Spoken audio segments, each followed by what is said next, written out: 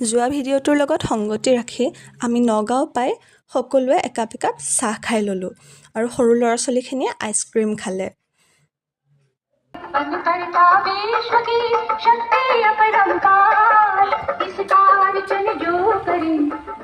আমি গৈ পোৱালৈ দেৱী মূৰ্তিজনা সম্পূৰ্ণৰূপে প্ৰস্তুত আছিলে। আমি গৈ মূৰ্তিজনা গাড়ীত উঠালোঁ আৰু দুৰ্গা মাৰ লগতে দেৱী লক্ষ্মী, দেৱী সৰস্বতী, গণেশ বাবা আৰু কাৰ্তিককো গাড়ীত তুলি ল'লোঁ। মই এই বছৰ প্ৰথম পূজা ভাগৰ বাবে বাসন্তী মাৰ মূৰ্তিজনা ল'বলৈ আহিছিলোঁ, সেয়েহে মনটো খুবেই আনন্দিত হৈ আছিল। আৰু এনেদৰেই হাঁহি ফূৰ্তিৰ মাজেৰে আমি দেৱী মূৰ্তিজনা লৈ আমাৰ সংস্কৃতিলৈ উভতি আহিছিলোঁ।